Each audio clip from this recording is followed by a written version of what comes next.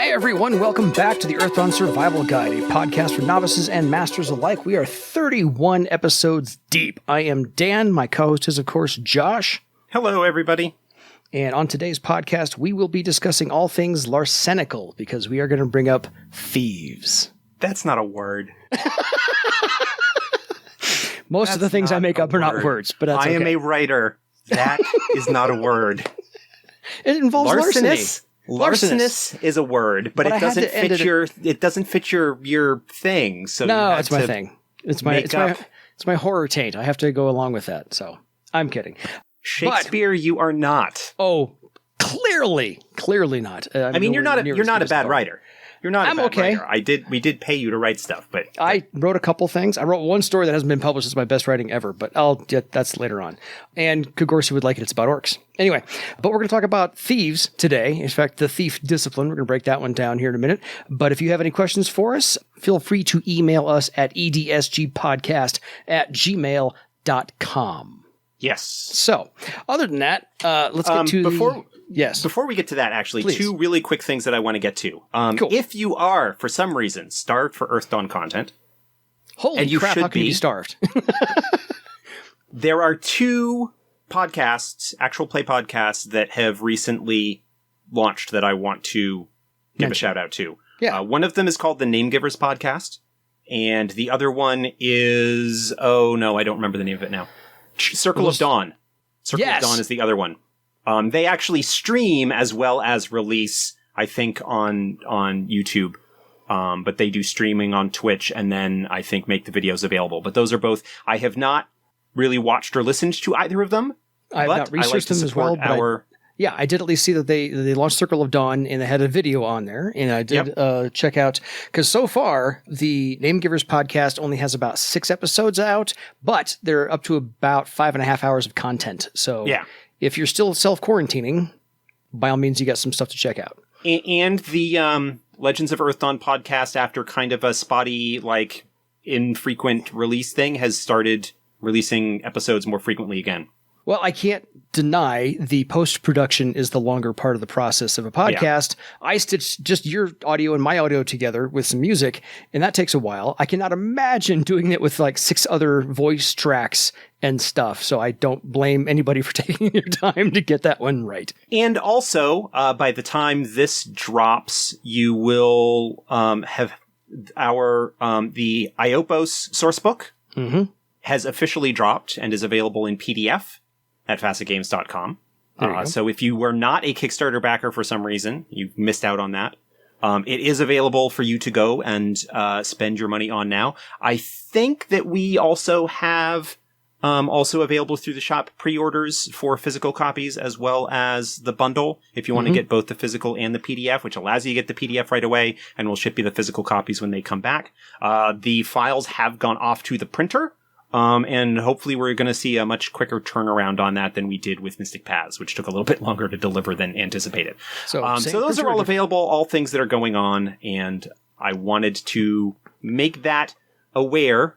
So pause your podcast now, go order the book, come back and listen. Or just continue listening to this if you are in a safe position. Continue to listening to this as you switch over to another tab on your browser. No, you multitask poorly. Just stop. Go do that. 3, 2, 1, and welcome back. So we have you now. Okay, you ready to break down Thieves? Thieves. I play a dwarf thief in Classic Edition that I love his name, and B, I love the fact that I get to make him my own type of little thief, and he's a dwarf. So I have a dwarf thief named Asanon Oro, or Bringer of Gold. Ooh. And I get to call him Ace for short. So that's just me. But that's my favorite. I finally got to play a thief that I wanted to play. So anyway, on to Thieves. As according to the book, and the preamble and the karma ritual, again, didn't change much. The important attributes didn't change much from any edition. But I love how Thieves learn early to be self-reliant, and that is part of their karma ritual. Yes. That they actually have to think about just themselves, that they can't really rely on anybody else. They have to be their own resources. And when they actually use any discipline talent, their karma ritual ends. And so it's whatever talent they feel fits them at the moment, or when they want to make sure it isn't rusty or be useful. But that's just one of those things I like about Thieves is. Yeah. Thieves occupy a potentially difficult space in fantasy gaming. They are kind of archetypal, going back to the roots of the RPG space. Yeah. Although the thief was not actually I don't think was one of the original classes in the original like white box Dungeons and Dragons game. I think it was introduced in one of the very early supplements, but I could be wrong about that. I am not 100% certain of that early history. You are correct. I just read somebody's biographical essay about their involvement with D&D, and they listed out exactly what came out when, and a thief came out much, much later than the original box set. So yeah. According to him, I don't know. Yeah. So, but I mean, it was still something that was very early, inspired in a little bit on characters like the Grey Mouser, from the Fafford and Grey Mouser, the Lankmar setting, from the sort of the 60s or 70s from Fritz Lieber, I think was the author who did those. Anyway, but the like self-reliance and the larcenous nature of the thief as an archetype, and the horror stories that frequently come about of thieves that steal from their fellow party members and things like that. Yes. And then sort of carried forward into other not well looked upon things, like, say, the Kender thieves from Dragonlance. Mm-hmm. You know, if you go too far onto the self-reliance route, you kind of start to ask yourself, well, why would they be working with the rest of the party? Like, what kind of justification? And there is, some potential issues there if you're going to be a jerk about it.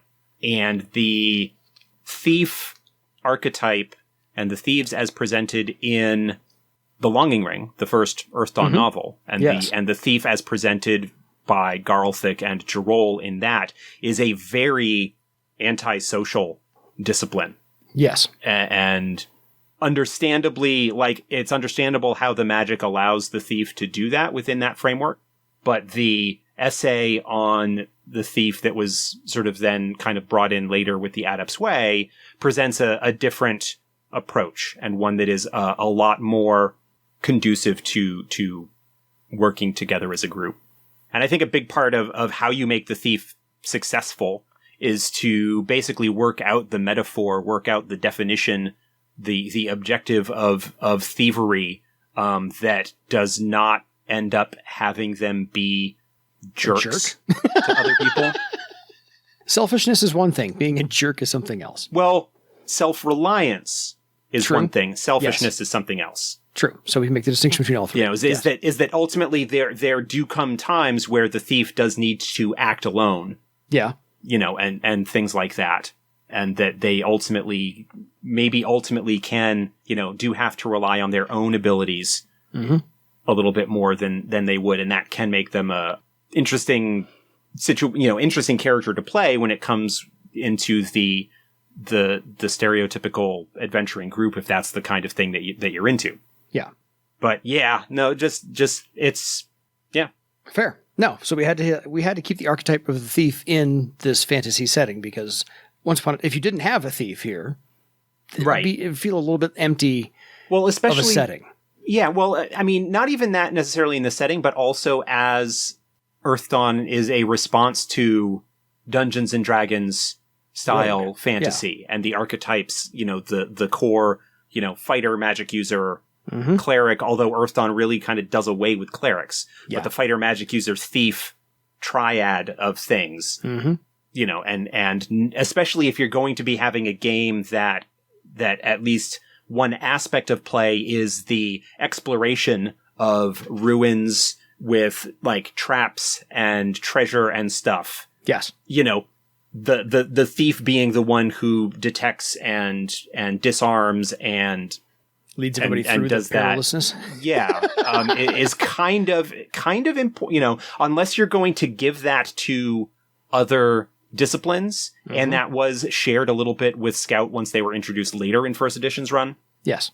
But, if you don't, you need to have that somewhere in the, in that, to have that style of play be possible. Yeah. I use my thief more as a retrieval specialist than just a pickpocket. Not a thief, however, treasure hunter. Yes. To quote Final Fantasy VI. Exactly. Mine is more of he stole from you, I'll go get it back for you. I don't necessarily need to keep all the treasure for me. I just want to make sure that the lesson is learned from them, that they can't just take from you either. So I mean, my personal philosophy for my thief is that. I will accept a finder's fee. Of course. I'm okay with a finder's fee. Or any gift you happen to want to bestow upon me after the fact. Yes. So, so yeah, that overall, and the important attributes, of course, for the thief, now that we're getting into them a little bit deeper, is charisma. Naturally, because you got to be able to, occasionally swindle verbally. Right. But even more important, especially when you start looking at their talents, like talent selection and stuff, are dexterity and perception. Oh, because totally. Because if you're going to be looking for traps, then you need to notice them. Need to be able to notice them. To be able to pick locks or move silently or climb walls, those are all things that are typically associated with disarm that trap. With agility and dexterity and fine motor control. Absolutely. So the charisma is important if you're going to be taking a slant that is more like con artist than cat burglar. Yes. To kind of lay out there's at least two branches. Yes. To go along with that. So yes, charisma can definitely be useful as well. Yes, and we're not going to charisma's listed first because it's alphabetical, as they all are. And we're not going to mention the mount bank from 2nd edition because that was no.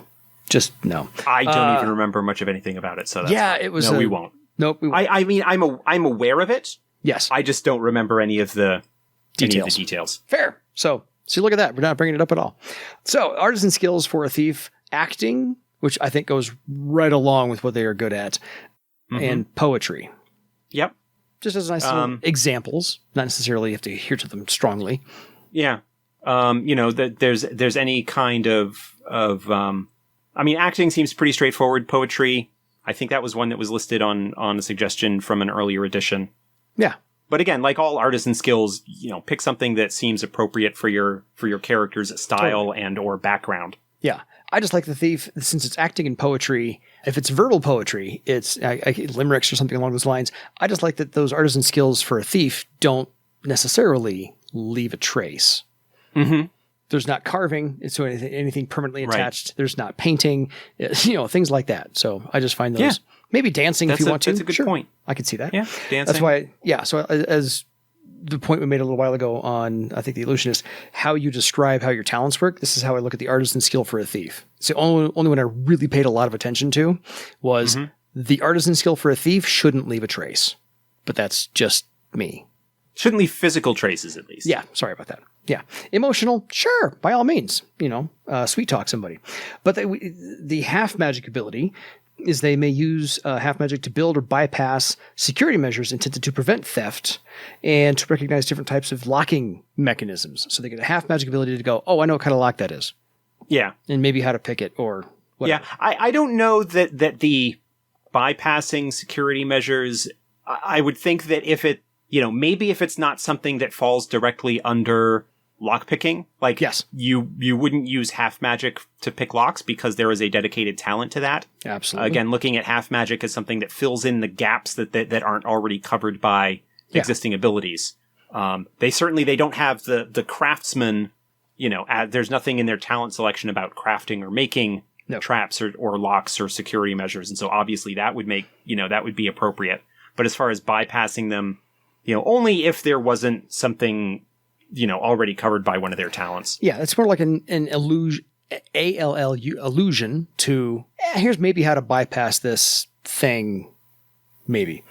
Not saying they're going to do it, but they may have a knowledge of it. This is a strong arm 5,000 safe. Oh, this is very impressive. Exactly. So, let's get down to the free talent they get at first circle. Or do you want to go with, let's go with durability first. No, the free... the free talent, danger sense. Yeah, danger sense. This is basically their sixth sense, their ability to have an additional chance to react when they have triggered a trap or some other kind of situation, kind of playing into the idea that the thief would be, especially when taking part in their larcenous activities, would want to be aware of what's going on, and be aware. So, not only like getting an additional opportunity to potentially avoid the nasty effects of a trap, but also to be able to react more quickly in the event of an ambush or a guard coming upon them unexpectedly, something along those lines. It's a nice little talent. This sort of came from the idea that, that we had kind of defined up to this point that the basic structure for the discipline depends on, like, in a combination of durability and free talent and whatnot in terms of what their role is, or in terms of their having like the three categories where we've got like the more combat oriented types that have the higher durability and thus no free talent. We've got the magicians who have the lowest durability but get the spell matrices and have the spell magic that kind of goes along with that. And then kind of the specialists. The middle ground of everybody. The middle ground, the specialists. I don't want to be dismissive of it, but that's where your troubadour, your scout, your archer, your thief, your weaponsmith, that are specialists in a particular area, they get a durability 5, they get the middle of the road, and they all get a free talent. And, basically looking at something that should be part of the thief kit and picking something that is flavorful, but not necessarily overpowered, and danger sense, kind of all the stuff that we're going to be talking about here, I think is the one that best fills that role. I agree entirely. It's something that, not that I have a life of crime, not that I have a rap sheet in my background, but I have seen a lot of heist movies or TV shows based upon a thief, and they're a very popular culture thing to do, and I've always been intrigued by those types of characters, and danger sense seems to be one of those. They have an innate sense of, this is about the time where somebody catches me, or this is about the time something goes wrong, or this is about the time where I should be doing something else and not what I'm doing currently, and so I need to move on to the next. And so they develop that sense of the situation they're in and what exactly should be taking place next. And so I think danger sense is hey, by the way. Yeah. So that's just me. No, but I like danger sense being their free talent. That's a good one. So durability 5, we already explained that. And they also get, at first circle, a karma ability. They get to spend karma on any charisma-based test when they're attempting to deceive someone. Yes. So right down that road of the con artist right off the bat. Yeah. Hey, look over there. That's a yeah. I mean, whether attempting to distract somebody from something or to lie, to conceal a lie convincingly. Yeah. Convincing someone, fast talking, that sort of thing. Basically, it's basically similar to the karma point on interaction tests that you get with troubadours and swordmasters, among others. I think weaponsmith gets it as well. But the style of the thief does not lend itself to really. It doesn't make sense for that magic to apply to making an impression. Well, unless that impression that you are making is deceptive in nature, like that basically that their ability to use the magic that way kind of relies on the fact that they are being thiefy. That's not a word, is it? No, it's not. Okay. Just making sure we're even on that one. Okay, so back to starting with the discipline talents. And again, most of them are alphabetical, but you have to throw awareness into a thief.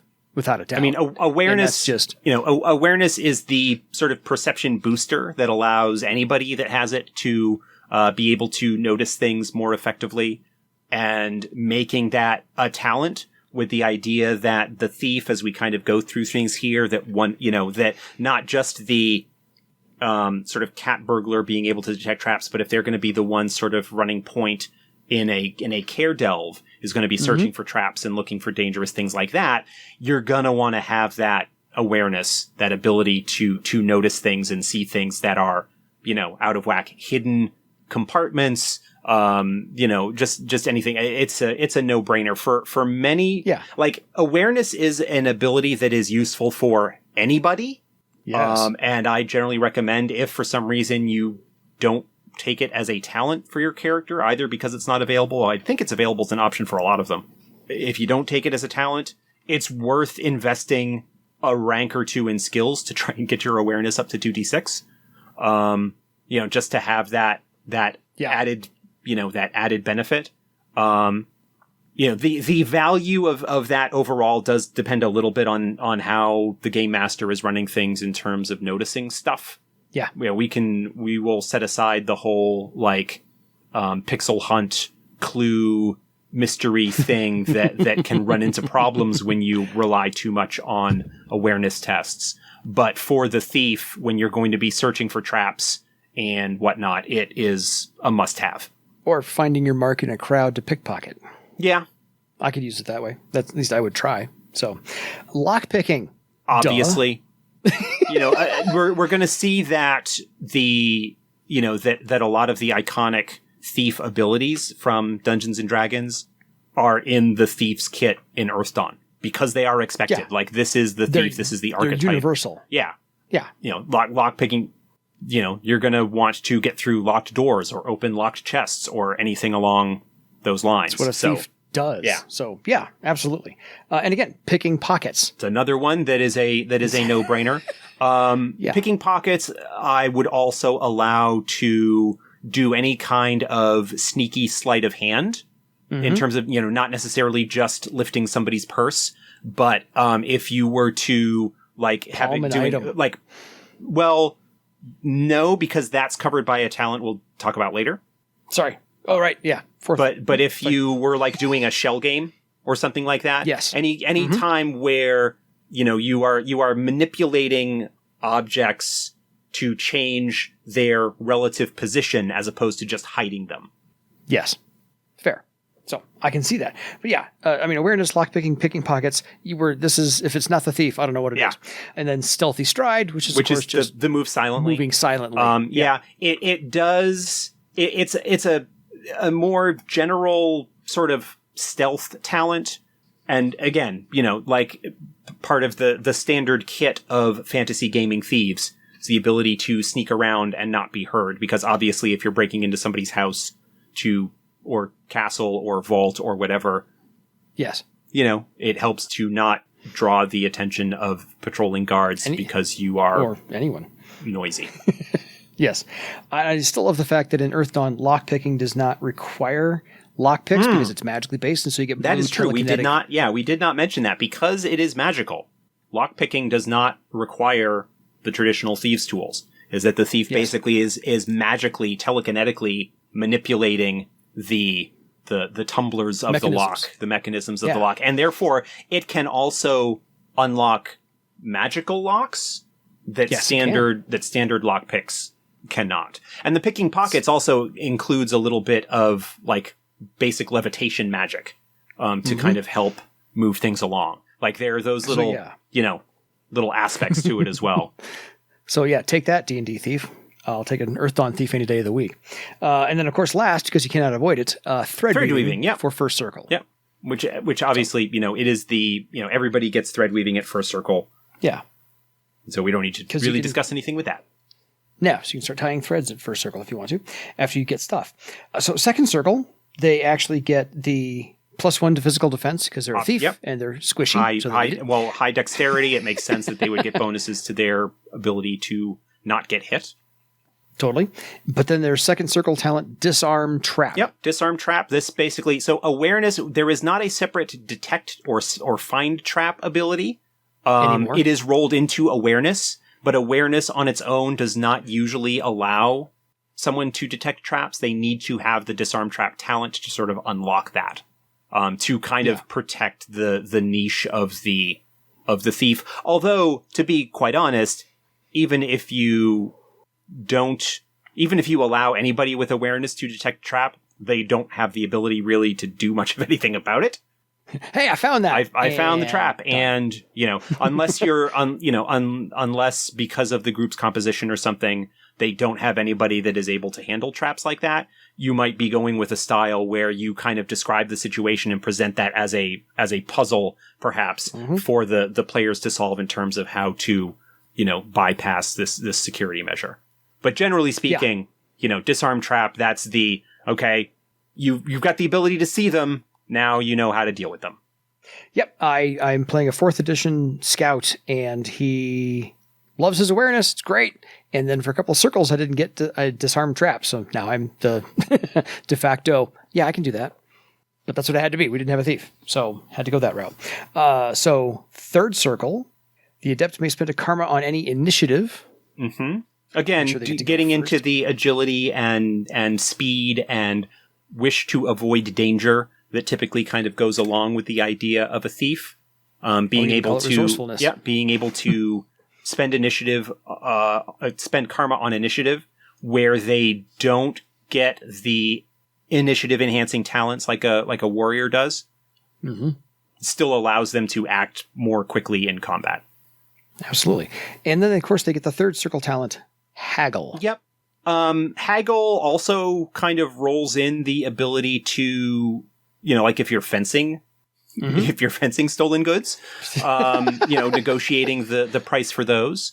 That's its primary intended focus. Like there isn't a separate like black market sales thing. Again, trying to not, have a huge variety of talents when they are more or less doing the same thing. So Haggle, will work on normal stuff as well.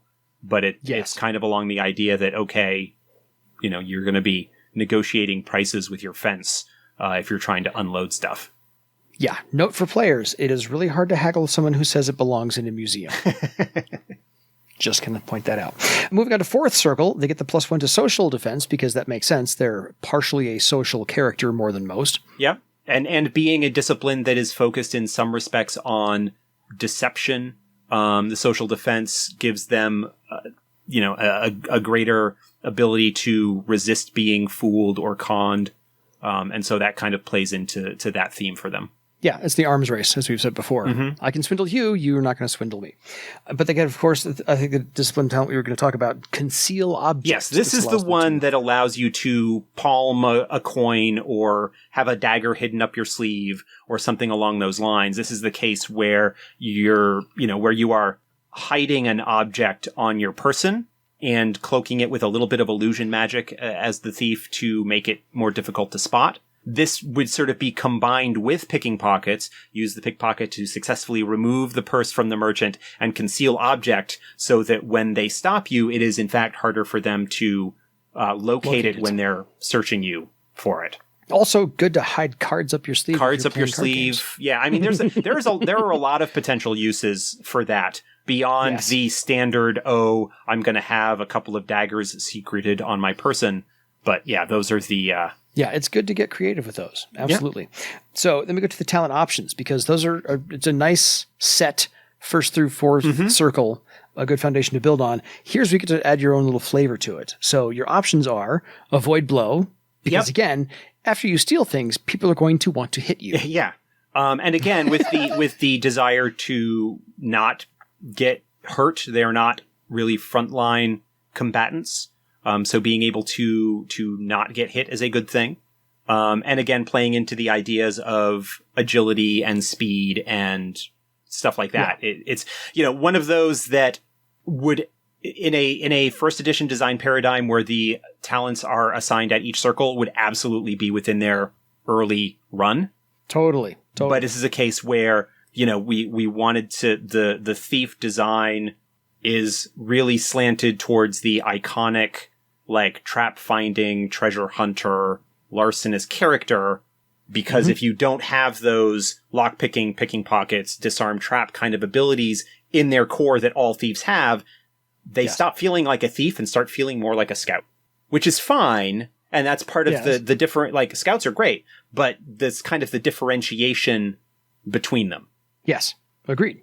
Moving on to climbing. Climbing, again, another of those iconic thief abilities that should be available to them early on, but is one, not necessarily something that would apply to windling thieves. They might not need climbing.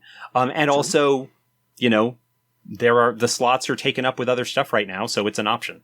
Exactly. I made very good use of my climbing ability.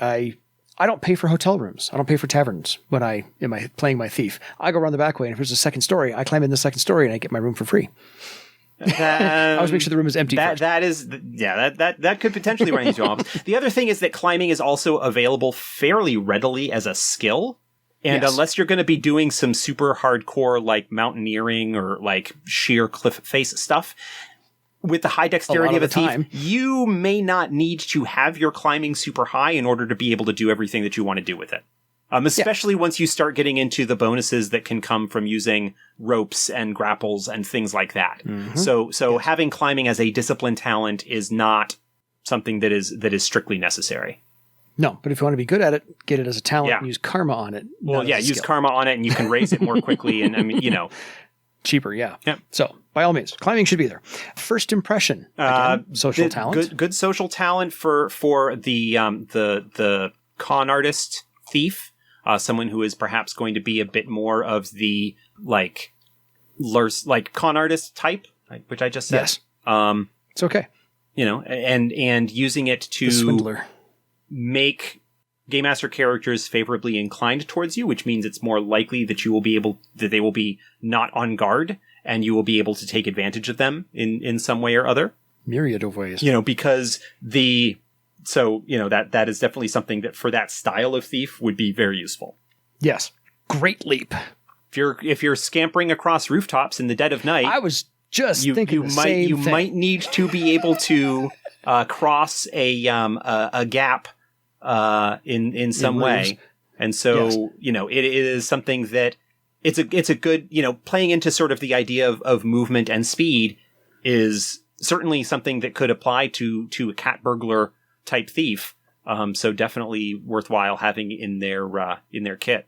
I absolutely agree. I can just picture the iconic scene of the thief against the dead of night, the moon is in the background, running across the rooftops, and the ninja needing to jump here and jump there. Yes, Great Leap needs to be there. But again, not core. Yeah, not strictly required, but definitely useful. Got to have it there. Melee weapons. Yes, the one thing that you got to be able to fight a little bit. The one thing that you may have noticed as we went through the discipline talents for the first 4 circles, they have no attack talents. Combat. They have no attack talents, and so melee weapons is given as an option. Generally speaking, you will get at least, depending on the style of thief that you're going with, you will take at least one of, I would presume, one of the combat attack skills. Talents, one of the combat skills. Yeah. But it's not strictly required. I don't think. I mean, it's very useful in conjunction with other stuff. And if you are going to be an adventuring type thief, that's going to be more of a kaer delver and explorer in that regard. Stealing secrets or treasure from forgotten ruins. Yeah. You are likely to run into things that you will need to stab with a sword or dagger or something like that. And so having melee weapons, skills as options. I mean, again, they're available as options. They are also available fairly easily as skills if you're going with a style that really wants to pick up stuff in other ways. But it is something that can potentially come in handy. Well, since you're not a frontline fighter and you might accidentally or on purpose, I don't know, pickpocket the wrong person and they happen to be a warrior or a sky raider and be angry, why would you not want to spend karma on your ability to fight back? Right. Well, I mean, at that point, it's like, am I really better served by standing toe to toe with this angry troll sky raider who will turn me into meat paste, or should I be getting out of dodge? Yes. Yeah, melee weapons, missile weapons, and throwing weapons are on the list. Yes, all three of those are options. Basically, the idea being that you probably will only pick one of them to be your combat talent, and that will depend on your style and what you expect to be doing. If you've got a smaller group that doesn't have quite as much sort of frontline melee types, you will probably want to go with melee weapons. If you've got a group that is a little bit more bruiser heavy, going with missile or throwing weapons to be more of a ranged character will work just as well. You don't have all of the tricks that an archer does, but those can still be useful. Yes, absolutely. Bringing us to the whole running away point, sprint. Yes. Which basically allows the character to move more quickly. As you might need to, since you might need to. If you can outrun them, you do not need to fight them. So it's pretty straightforward. You take a little bit of strain. Sprint is not quite as egregiously overpowering. Well, in just kind of thinking about the movement rates back from first edition, Sprint made things ridiculously, like in terms of how much terrain, say an elf with a high dexterity and sprint could cover, was ridiculous. Yeah, you became the Flash. Yeah, it is still really useful to have if you're looking at being able to cross distances. It increases your movement rate. So it does, I think, and I could be wrong on this, I think it does work nicely in conjunction with Great Leap, which is limited by your movement rate. So if you can increase your movement rate through sprint, then you can take advantage of the higher results that you might get on a Great Leap. So if you are going with a sort of nimble, acrobatic cat burglar type, sprint is a really great complement to go along with that. Yeah. It doesn't say you can't use it at all, so by all means. Yeah, I mean, it depends on specifically what the wording on sprint is. I think that if it increases your movement rate, then it stacks with it increases your movement rate by rank in sprint. Yeah. That's it. So it does. Yeah, that's a Great Leap. Yeah. No problem. It's like one sentence long. It's beautiful. So, and then last... Well... No, sorry. It's two more. Sorry. Yep. The other one's a short word. Surprise Strike. Surprise Strike. This is... Thief backstab type this thing. is the sort of variant on the backstab ability. Again, it's not core because it is not required that a thief be a combat type. But if you are going to be one of those that is going to be getting into combat, which, let's admit, happens a lot. Happens frequently enough. Surprise Strike allows the thief in certain circumstances to greatly increase their damage. Mm-hmm. And it works equally with melee weapons as it does with ranged attacks. So it stacks, whatever style of combat you are going to kind of go with. It works nicely with any of them. It works really nicely if you've got somebody in your group that has the distract talent, because it's basically Surprise Strike triggers on anybody that is blindsided, among other things. But distract basically imposes a blindside penalty on the target of it. So it works really well in that regard. And your Surprise Strike is your damage, not. It's basically the title, but it's not the actual strike you're doing. It is similar to Claw Shape. In that it basically effectively is adding your rank in Surprise Strike to the damage for the weapon, which is your strength plus the weapon step plus your Surprise Strike rank. So it is a damage adder in that it's regard. A nice boost. Yep. And because it basically replaces strength plus rank for strength in your damage calculation, it allows you to spend karma on those damage tests as well. Yes. So awesome. Yep. The third novice tier talent that allows karma on damage. Claw Shape and Charge being the other two. There you go. Look at that. So the initiate talent options, Taunt. Taunt, yes, which can work nicely with Escape, because it imposes penalties on, the target, if successful. So it can work nicely, especially if you're going with a con artist higher charisma approach on the thief. Since Taunt is charisma based, it can be very handy. Mm-hmm. It can be a nice, again, if you've got a group, say, that doesn't have a Swordmaster or a Troubadour, both of whom also have Taunt in their sort of lexicon, their kit.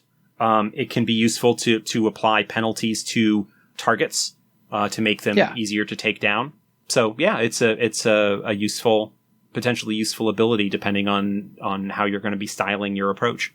Yeah, I always remember Robin Hood, the Prince of Thieves movie with Kevin Costner. Mm-hmm. Little John's son actually always had a line to say before he stole something. So that's just one of those little taunt things just to throw the victim off guard and run off. So I can always pull thief out of somewhere. And if you're going to be going with a sort of famous cat burglar getting away with stuff, taunting the authorities as you escape over the rooftops yet again. Absolutely. That can, you talk about not leaving a trace, but that, if you're going to be going with that kind of style that, you can go, that allows a style that leans potentially towards a more almost swashbuckly swordmaster type. Mm-hmm. Yes. Absolutely, because sometimes some thieves just can't help themselves and got to get a line in before they depart the scene. So I can honestly see that. So it's a solid first 4 circles if you don't like any of the discipline talents, like, say, Haggle. But It'd be the haggle only is, one I could haggle maybe is, swap one out. Yeah, but even then, like I That's kind of about it. mentioned, It's for fencing goods. Yeah, there's that, but it also just in general, if because of the style of play or whatever that you might be having, where that's not coming into play, then look at using the all talents to advance option and have your optional talent at third circle be the one that you raise to qualify to advance. Exactly. Just because that's really what that rule is there for. Fair. So then we got moving on to fifth circle, and a lot of things happen for a lot of disciplines at fifth circle. Yep, you enter the journeyman tier, and so you get a nice little bump in your capabilities. Shadow cloak. This is new. I think it might actually be an ability that was available at a higher circle in earlier editions, but was scaled down slightly and brought down in circle because it is so flavorful and useful that we want people to get access to it earlier. Yeah. I seem to recall that it was like a circle 11 or something like that in first edition. Fair. I'd have to grab my first edition companion to check, and I've got a whole bunch of stuff blocking it right now. So, but mine too. Yeah, it Mine's basically you spend 2 strain, and it increases the difficulty number for any test made to detect you by 2. So basically, like the result of your stealthy stride test, for example, which sets the difficulty for people to hear you or notice you moving. It adds that. If you are otherwise hiding, any test made, the perception test to notice pickpocketing, any kind of magic that might be used to scry or detect you in some way, it would affect the difficulty for that to work. Like if a scout's tracking your footsteps, or an archer using using direction arrow, mystic pursuit. Yes. Anything it bumps the difficulty for any of those. So that's potentially useful. And it lasts for a number of minutes equal to your thief weaving. So it's something that maybe long term isn't great for like evading pursuit, but definitely in terms of a short term kind of situation, can come in handy. Give you enough of a head start. And I believe that's the first ability that ties into thread weaving that we've come across. No, because Elementalist, who we talked about a week or two ago, the fire and ice ability is a thread weaving test to do that. I think, because it's an elementalism test to do those. Okay. So it didn't mention weaving was the only part that threw me off. Right. So yes. Okay. So we've only got 2 though out of 15. That's not there might be others. I don't remember right off the top of my head. We haven't come across them. We're not there yet. So yeah, it's a nice little like flavor thing to make them harder to detect, which is right up their alley. It so is. That actually adds the flavor text of making the thief harder to catch and harder to notice and harder to find. So yes. Then they also get at 5th circle a karma ability. They can spend a karma on attack tests against a surprised or blindsided opponent. Yep. This kind of plays into the whole surprise strike, backstab kind of situation. One of the things with Conceal Object is that it is possible with Conceal Object to regain surprise, which is normally a difficult thing to do in a combat encounter. Totally. And so, I mean, if you picked up melee weapons or any of the other attack abilities as a talent, you can spend a karma on that, but this basically allows you to, as a discipline ability, spend an additional point of karma if the target meets one of those conditions. Yeah. And that's before we even get to the discipline talent. So they've got the Shadow Cloak and the Karma ability, and at 5th circle you also get Engaging Banter. Engaging Banter, kind of more along the lines of a con artist or social ability that allows them to distract the target or the mark. I'm going to talk to the city guards while everyone else sneaks over the wall. Or there's that, but for each success on the Engaging Banter, the target suffers a -2 penalty to all perception tests made to notice anything but the adept. Which could potentially play into other things that the thief might be doing in the course of the interaction. Totally. So very wonderful little 5th circle bumps there, all 3 of them. 6th circle, they get to move up to another bonus on the physical defense because they still need one. You still maybe get caught. But my all-time favorite name of any talent, Slough Blame. Yep. This is must-have for a thief. Basically allows them to say, no, I didn't do it, he did it, and use the distraction there to get away. Which can also be built upon the engaging banter of before. Potentially. So, Potentially. Yes. That's why that one comes first. The Slough Blame is the sixth, because the Slough Blame is awesome. So, Definitely. Can't say enough about that one. Seventh Circle, another bonus to the initiative. So at this moment, they've got 2 bonuses to initiative and 2 bonuses to physical defense and bonus to social defense by the time they get to 7th Circle. And Fast Hand. Yeah. Which my thief has used to great effect. Yeah, this is sort of a boosted pickpockets. Picking pockets basically allows you to take something from one place and put it onto your person. Fast hand kind of bumps that up to you can do multiple objects and kind of shift them around into different locations. This is the one really that would be a little bit more inclined towards the classic 3-card Monty or shell game kind of situation. Yeah, this is... I always called it snag. I'm going to take that and run. So yeah. That's just me. And then 8th Circle, another bonus to physical defense. So at this point, they've got a total plus 3. Yeah. And that is what they need because, again, thieves are squishy and occasionally they get caught and occasionally want to get smacked on. So, no. But they get false sight. Yes. Now, this, because several of the thieves' abilities are illusions or have the illusion keyword, it basically allows them to further enhance the illusory capabilities of those things, making them more difficult to sense or otherwise see through them. Like Fast Hand, for example, is an illusion.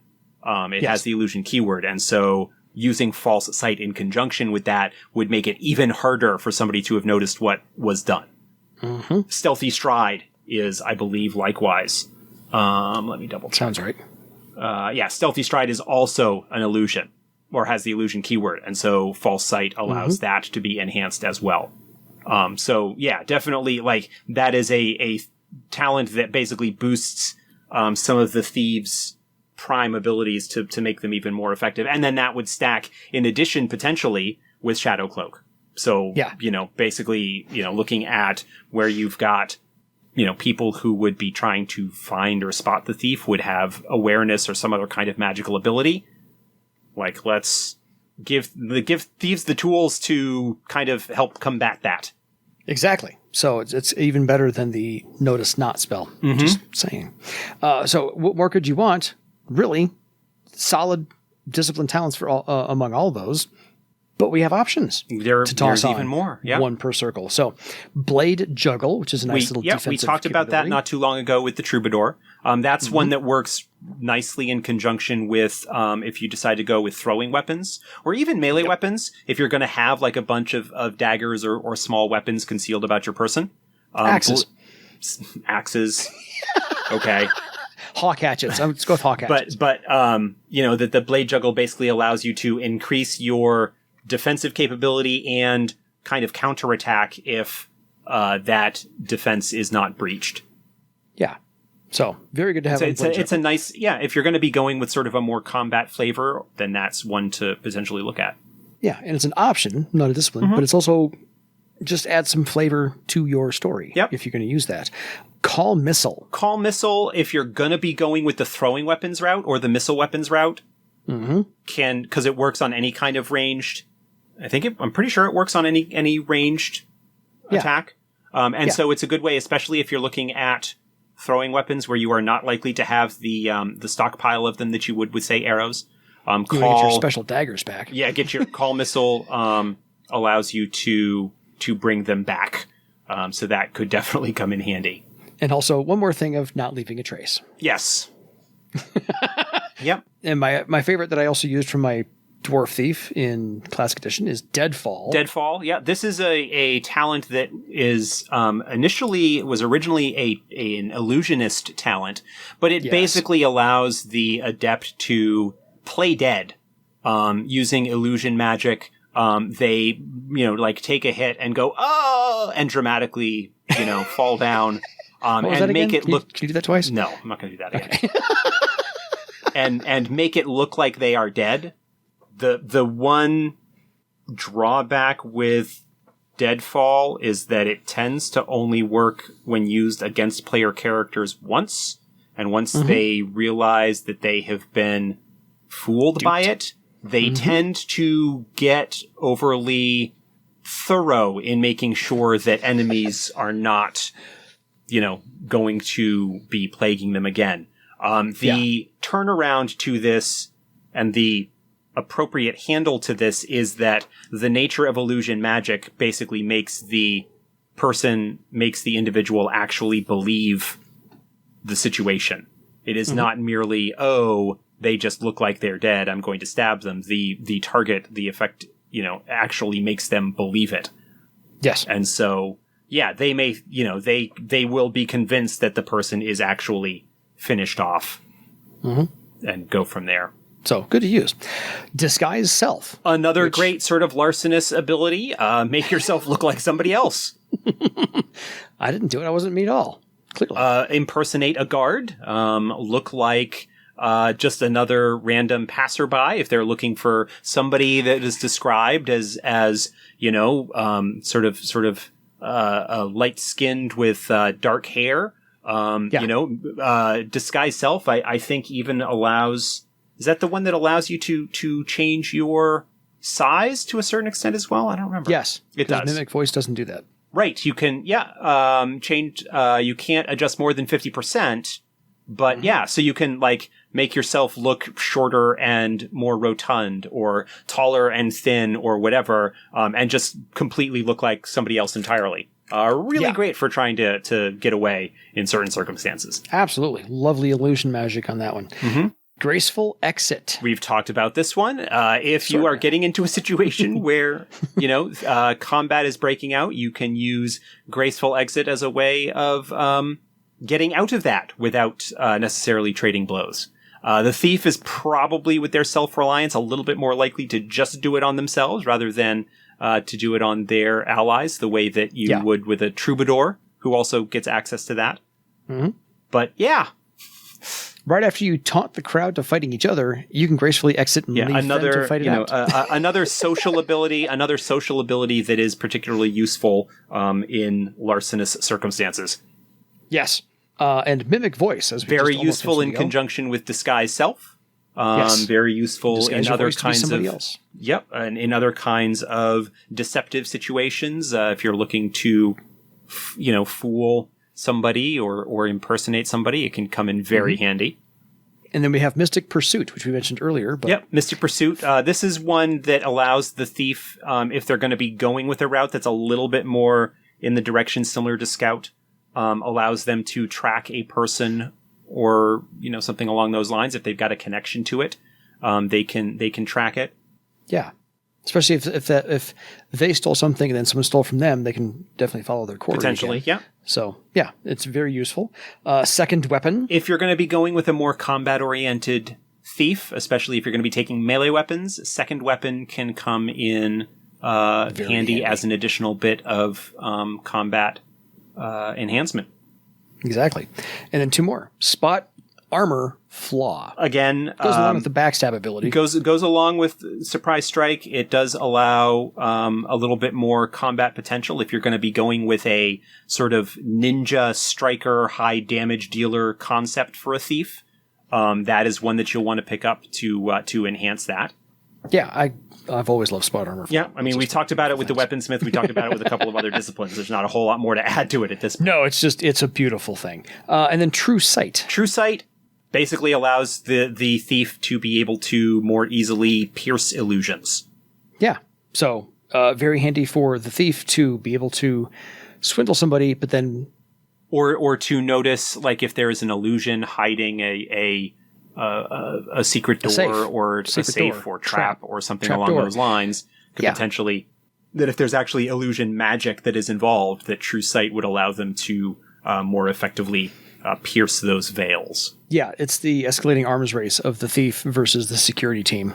So you've got a So- nice little selection of talent options there that can, depending on what you take in the style of game, can go in kind of a cat burglar or physical penetration specialist if you're going to be going like for a kaer delver or explorer. You've got some social stuff to go with the Karn artist. You've got some combat stuff that can help enhance that if you're going to be going along the like sort of high damage striker capacity that is sometimes expected out of Thieves. So there's some different things that you can go there. It is certainly possible to build a thief that does not have any real combat talent, doesn't have much in the way of combat talents to speak of, that is going to be focusing on other things. Totally. But thief, like ninja, spy, like there's a lot of archetypes that can kind of play into very nicely with the thief in terms of what they are trying to steal. I mean, a spy is basically a thief that is after information, looking to steal secrets, looking to steal knowledge from a place. And so information brokers and things like that are absolutely something that's in line with the thief. I can imagine Garlthik One Eye has a huge information network of thieves. Well, yeah, that's what the force of the eye is. That's his situation. So yeah, as your a major example there. Yeah, the game. Thieves are a little bit more niche in terms of the games that they are appropriate for. Mm-hmm. You can make a thief sort of work as a. Again, they don't have quite the combat capability of a swordmaster, which is sort of the combat discipline that they are potentially closest to because of their charisma aspect, and there are a lot of social talents that kind of line up not too badly with the swordmaster. They don't quite have the social foo of the troubadour, but they've got some stuff that kind of works along those lines, but generally with the idea that they are going to be using it to con or deceive people. Yes. They kind of can do a little bit of backup ranged capability, but don't quite have the suite of tools that an archer does. But depending on the character's vision and approach, can work archer can work rather nicely as a secondary discipline for the thief, although the archer tends to be a bit more direct, whereas the thief tends to be a bit more sneaky and underhanded. It can be a bit tough for the philosophies of those to work well together. But if you're looking to go with like a ranged striker ability to take advantage of surprise strike and spot armor flaw and some of that stuff can work really nicely with the archer, especially if you're going to be looking at, for a more like game master direction thing, a sort of assassin type where you are stealing lives, a ranged, an archer who would have eagle eye and far shot, I think is the name of it, that allows enhanced. At that point, you're starting to look at a like for pop culture inspiration. You're looking at somebody like Bullseye from comics, Marvel Comics, or Deadshot is another example. Or even Hawkeye. Hawkeye. Although Hawkeye, I would almost certainly put as an archer. Oh, first. Totally. But if you're looking for the more villainous types.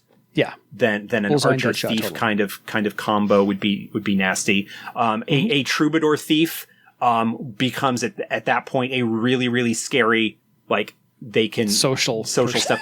I mean, if you're gonna be going with the with the troubadour as the primary, but going a little bit more kind of like the social foo con artist thing is right up the troubadour's alley if they are going to be a bit more bad guy in that respect, rather than the noble lore keeper and storyteller and whatnot.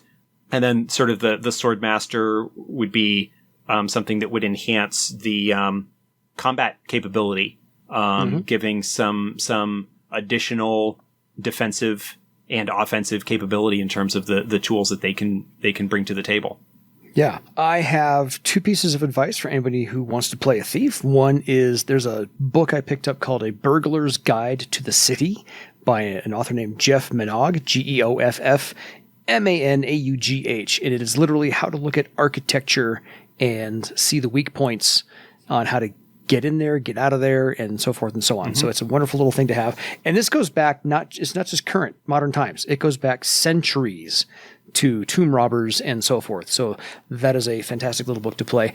My other one is Pop Culture References for Thieves My Heist favorite movies. show, heist movies, all kinds. The Ocean's 11 series, Leverage.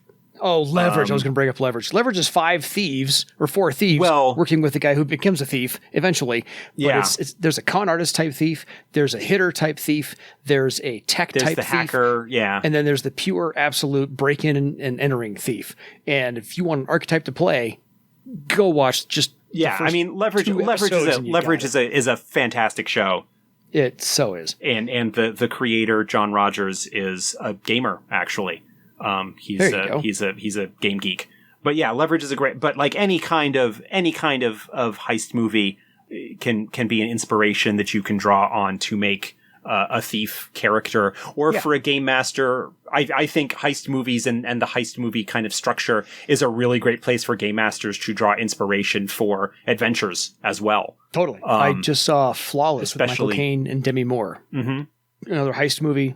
Great flick. Yeah. So the number of people stealing things in pop culture, movies and TV shows is not unlimited. Yeah. It's a long list. But at least I had to mention those because even, Robin Hood stole from the rich and gave to the poor. That was the tagline. He was more of an archer, somewhat swordmaster, benevolent thief. It depends. Yeah.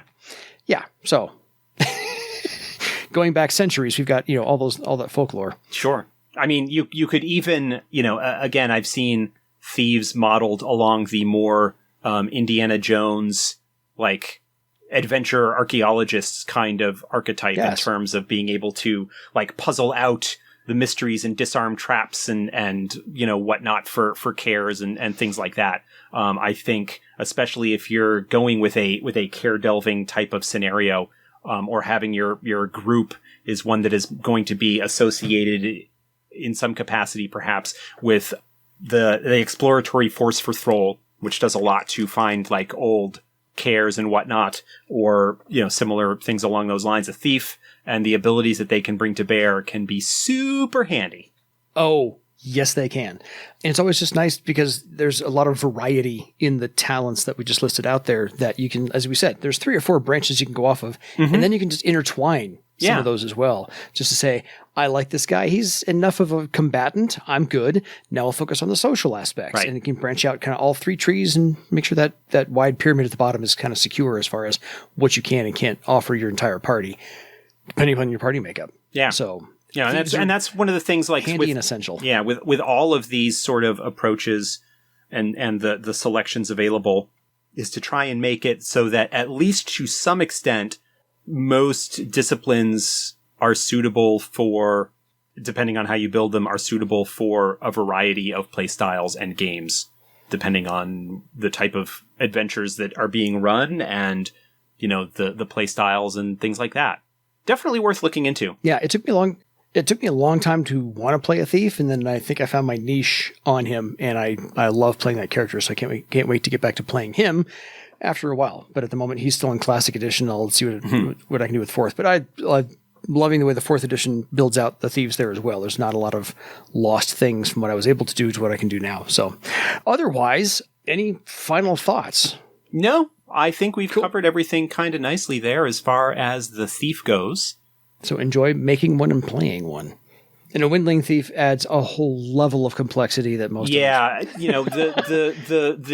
iconic, we talked about that a little bit when we talked about the Windlings of many episodes ago now. But the Windling Thief and the flight that goes along with that adds a whole other potential dimension of things. Though their small size does mean that they are not able to necessarily fly off with huge amounts of loot. But I'm trying to imagine an Obsidian thief, and I think that'll be a huge challenge. But it's not strictly speaking. It was strictly speaking in 4th edition. It is not prohibited, but it is probably rare. Yes, in part just because thieves. In 1st edition, it wasn't allowed. I think sort of basically under the justification that even magic can only do so much. Yes. I think it was a similar thing with trolls were not thieves, and there was that, but there was also the part that Highland troll culture does not lend itself well to the mindset of being a solitary, sneaky, underhanded type.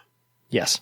But again, we did away with the formal restrictions in 4th edition, although in the rules it does kind of go over and say these things are, by the default status of bar save, pretty rare. And it gives the explanation why. So, no, Thieves are cool. Definitely suited to certain types of games a little bit more than others, but absolutely worth playing, and I think a lot of fun, and definitely fill an expected niche in the classic fantasy gaming environment. Totally. Other than that, folks, we've spent a good hour 5 on this. Hour and change. We will let you go, and you can catch us next time. But otherwise, folks, thank you for listening. Thank you, Josh, for making the time. It is time for you to go steal your own legend. Steal your legend. Good night, everybody.